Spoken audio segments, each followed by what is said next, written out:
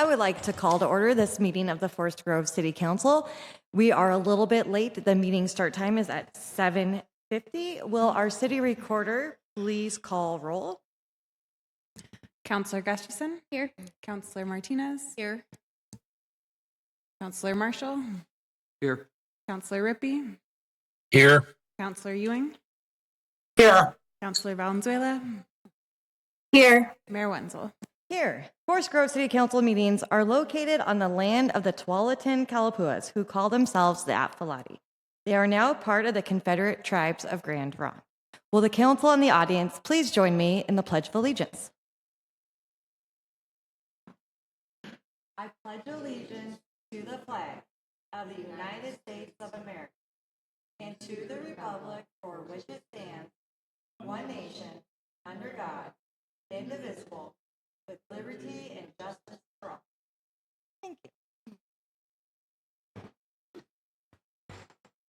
Okay, we're moving on to item B, public comment. Time provided for anyone wishing to speak to the City Council on an item not on the agenda or on the agenda but not scheduled for a public hearing. Comments are limited to 2 minutes unless additional time is granted by the presiding officer. The public comment period shall not exceed 30 minutes unless a majority of councilors present vote to extend the time. Zoom attendees may use the raise hand option to be called on. Are there any members of the community signed up to give public comment? Okay, seeing none. Anyone online? And there's no attendees. So we're going to move on to our consent agenda. Items under the consent agenda are considered routine and will all be adopted with a single motion without separate discussion. Councilors who wish to remove an item from the consent agenda may do so prior to the motion. Any items removed will be discussed and acted upon following the approval of the remaining items. What is the wish of the council? I move that we approve the consent agenda. Second. The consent agenda was moved by Councillor Martinez and seconded by Councillor Marshall. All those in favor say aye. Aye. Aye. All those opposed, same signal. Hearing none, the consent agenda is approved by the Forest Grove City Council in a vote of 7-0. Item D, additions or deletions. City Manager, do you have any additions or deletions? No additions or deletions. Thank you, Mayor. Any proposed by council? I have one. I would like to delete section F because of our time. So we're gonna, is it a motion, staff, or is it just? It has been presented by a motion by Councillor Guston to skip council communications to get us back on schedule. Is there a second for that motion? Second that. Okay, so it's moved by Councillor Guston and seconded by Councillor Valenzuela. Is there any discussion? Councillor Rippey? No. Okay, no discussion. Okay, all those in favor, please say aye. Aye. All those opposed, same sign. Hearing none, it is approved that we skip item F tonight, which is council communications. And that was a vote of 7-0. Item E, presentations. We have our emergency operation plan project presentation, and I believe our consultant, Ms. Burr, is on Zoom, so we are going to switch over to her now. Good evening. Good evening.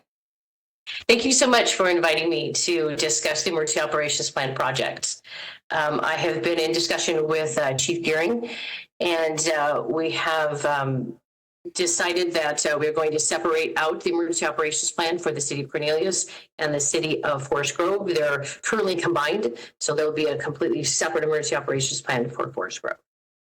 I don't see the PowerPoint on my screen. No worries, I have it here. So, Mariah, if you 1 minute, please. Can the other Sure.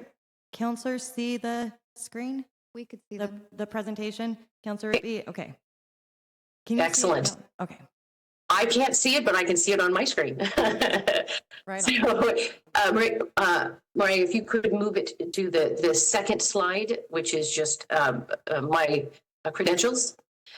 So again, my name is Stacy Burr, Stacy Burr Consulting. I've been working with local city, state, and federal emergency agencies for the last 24 years. These are my credentials here. I won't go through bullet by bullet, but you can certainly review them if you'd like. The next slide, please, Mariah, if you wouldn't mind. The next slide is the meat and potatoes of what an emergency operations plan actually is. There are, get to my slides here, there we go. The first section here is really assigning responsibilities, whether you are a department or or staff, and it's understanding what the capacity, the capability, and now since post-COVID, the limitations of services that will be provided if there's any kind of an emergency or a catastrophic, or a no-notice catastrophic event. The second set of components here or operations is based on whose authority it is to implement and mitigate, and whose authority it is if that individual is actually not either present or they simply cannot be, you can't communicate to them. So it's based on who has the authority, and then based on whose supporting agency also has authority to assist in the implementation of the emergency operations plan, response, and recovery. The third is describing how the property and people, and more importantly, the services that the jurisdiction provides, which has been a key component post-COVID. If there are in fact limitations, how can you ensure the capacity and the capability of your department and your staff to ensure services, essential services, are provided regardless of the type or severity of the event? The fourth is identifying the capacity and the capability of your staff and the resources that are available to you, and specifying what support agencies will be helping you, whether it's county, state, or federal, and how they're going to help you, and how that the communication between the staff and the public and the staff and their support agencies. That also includes the volunteer groups. And the last and final one is mitigating any limitations to decrease the risk to not only the department and the staff safety-wise, but also decrease the litigation risk when it comes to the jurisdiction and the government entity as well. So those are the components or the building blocks of an emergency operations plan. So Mariah, if you wouldn't mind moving forward to the next slide. The next slide shows the suite of emergency plans that go into an emergency operations plan. The first is the base plan, and the base plan is specific to what the infrastructure and the framework that you're going to use for the policies and procedures that staff are going to utilize to implement response and recovery. Part of that is who is in command and control, at what time, when does it exchange hands, and when the authority continues or then moves forward when it comes to which department, whether it's the police chief, the fire chief, or all of the executive staff. The second is the Emergency Operations Center. How is all the staff going to communicate with each other, coordinate with each other, coordinate with the public, and then coordinate with their support agencies to make sure that if they have any resource issues, whether it's staff or equipment, that they can mitigate that as soon as possible to ensure there's not an impact to response. The second phase of that is what policies, procedures, and processes that the executives need to follow, that the staff needs to follow, that any volunteer groups need to follow, and then what is expected, and this is actually going to be quite important when it comes to the fire chief and his responsibilities, but what is expected if staff has other responsibilities to other cities, other state statutes, or federal regulations. Roles and responsibilities are very, very specific, and refine it down to not only the department not only as the government entity as a whole, but also elected officials. In addition to that, the executive group themselves, and then the staff in each department. Part of the suite of an emergency operations plan includes hazard-specific policies and procedures, how the staff, based on what the hazard is, how they're going to implement and to continue to provide government services or their department services. The last one is the functional planning documents. And those planning documents could be evacuations, it could be public health. There are a number, in fact, the current emergency operational plan has 4. I anticipate there will be a 5th one, and that's post-COVID is the continuity of operations, or an overarching COOP plan.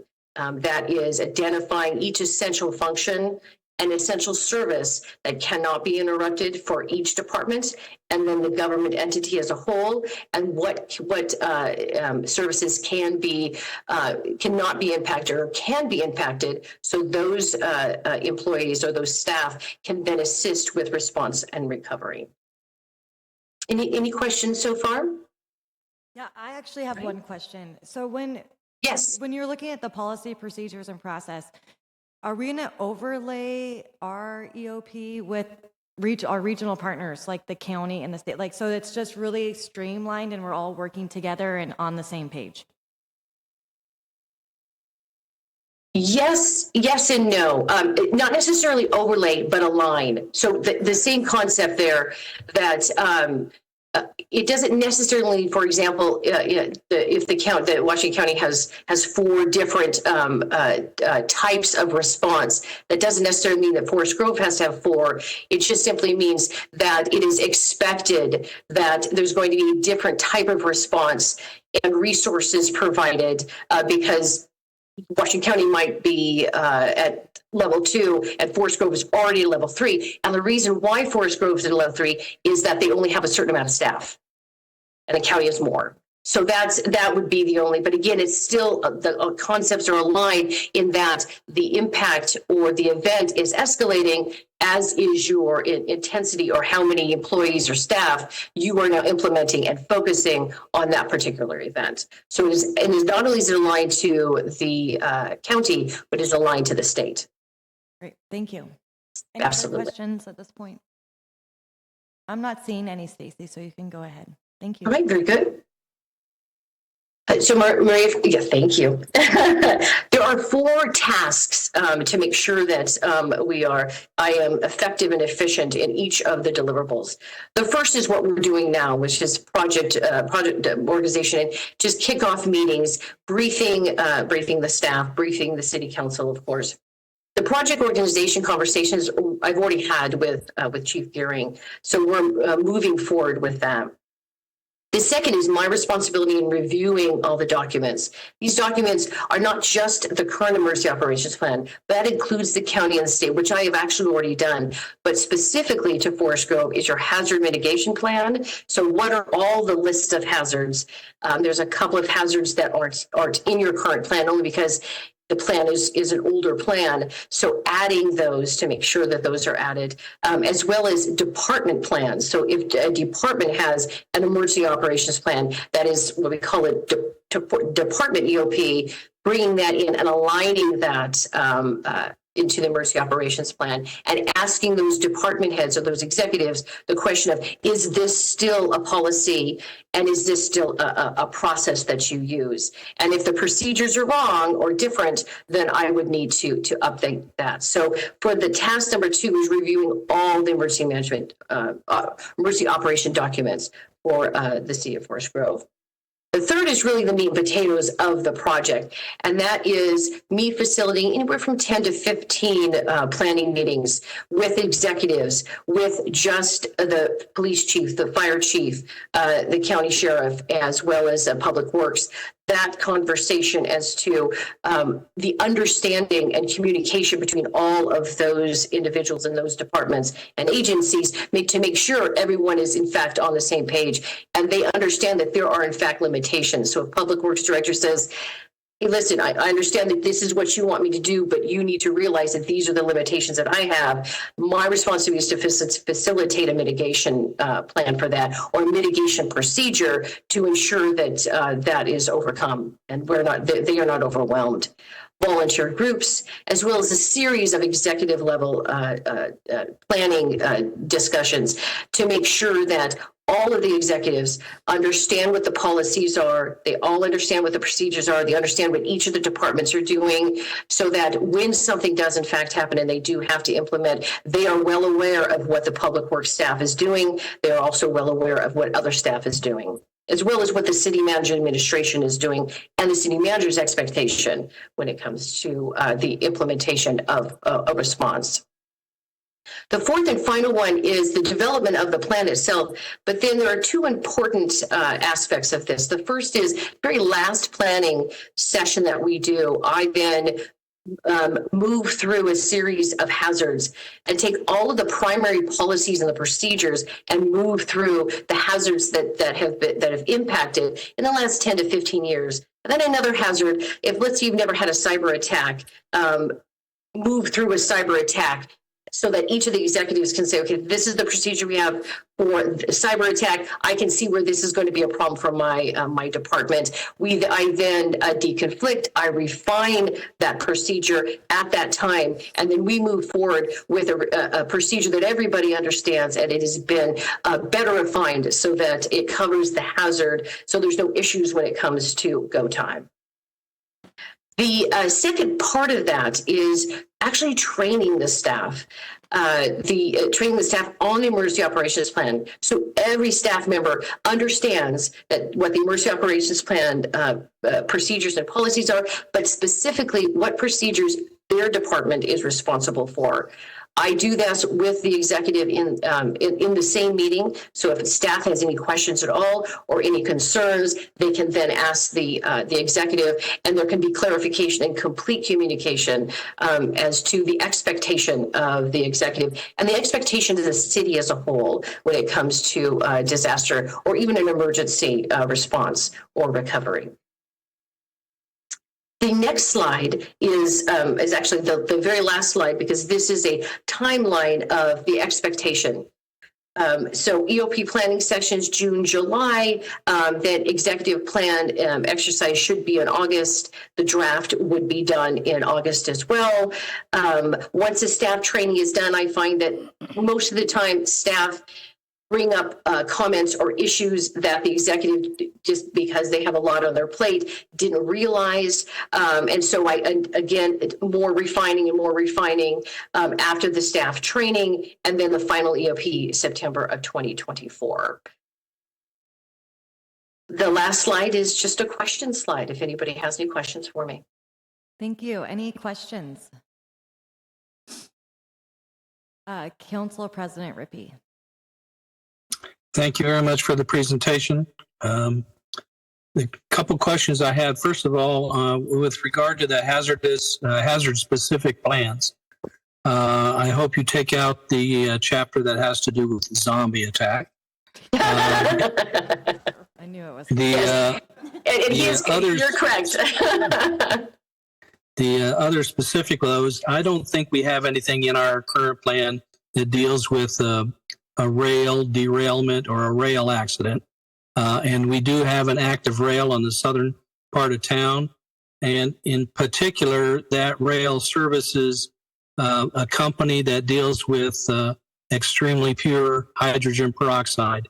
So if there were to be any kind of a rail accident that involved that chemical, that our staff needs to be aware of how to deal with that. And then the other question I had actually is, when you mention executives being involved, does that include elected officials, or no, it does not? No, it's just department heads. So when we do tabletop exercises, why do we not include members of the council so that we're aware of, even if we're just sitting in the peanut gallery? I believe, in my opinion, that elected officials need to be aware of what's going on, because we're going to be expected to talk to the public when something happens. And if we are not aware of and comfortable with the plans that are developed, then we are at a disadvantage from the very beginning. So I would strongly recommend that we at least be able to listen in on it rather than necessarily participate in those kind of tabletop exercises. Thanks. So the first question is, there is actually a hazardous material annex, and I have read it, and it is not specific and it is not detailed. It's simply not detailed enough. So that is certainly something that is going to be updated, significantly updated. And yes, zombie attack will not be a part. I chuckled over that. Yes, so you're good to go. Now, when it comes to there is a training for elected officials. It's actually elected officials and executives. So there's a training that I'll have a conversation with Chief Gearing about that. But there's also a document that I've done a couple of times for other jurisdictions that have asked the exact same question.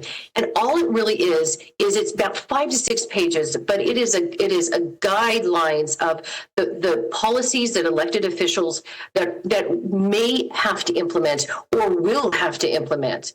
It's very concise, and it really just allows you a quick reference. It's based on the finalized DOP, but it's just a very quick, it's a reference book is really what it is, or a plan, pardon me. And that document allows you to quickly look through it and say, this is the expectation of that the staff are doing A. This is what the expectation of the elected officials, and that's the first reason why they reference. The second reason as to why this particular jurisdiction asked me is because they have to align it with their city code. What was happening is that their city code was outdated, but their emergency operations plan was updated. And so this allows deconfliction when I do a reference guide for elected officials, so that you can then at the ready and immediately say, this is the city code. We need to change the city code based on the event to ensure that our staff is able to work in a safe environment and that our community members are safe as well. So I'll talk to Chief Gearing about that as to whether or not he wants an elected official guide document, a reference document. Thank you. Thank you. Councillor Ewing. I remember when the first operational plan was put into place, and at that time, I recall that the council was included. I don't support anything where the council is not included and part of the strategic conversation. So I would like to see that placed in there. I'd like to see some guidance on what our response is going to be. That's one of my main concerns, as well as, while we do have something for toxic spills, I agree that we do have a company in town that has pure peroxide, and it would behoove us to not lose sight of that and also highlight that in our plan. So are you saying to me, my question is, I guess I'll break it down. My question is, will we be included as council in part of the plan? And will you be including, I guess I'm not really asking, I'm saying that as a counselor, I want this to go forward. Thank you. A quick clarification question. The reference guide, is that what you'd like? Yes. Okay. Very good. Very good. I'll make sure that Chief Gearing is aware of that. I'll be able to. What's nice about you doing the request now is I can easily just move us through to that end product. So I thank you for that. Thank you. Any other questions? Seeing none, thank you for your work on this, and I'm sure we'll see you back later at the end of the summer when we have some draft forms and some work sessions. So thank you very much. Have a nice Thank you. night. Have a lovely evening. You too, thanks. Okay, at this point, I'm going to adjourn this meeting of the City Council. Please stay where you are because we have a work session coming up in moments. Okay, meeting adjourned. Melinda, excuse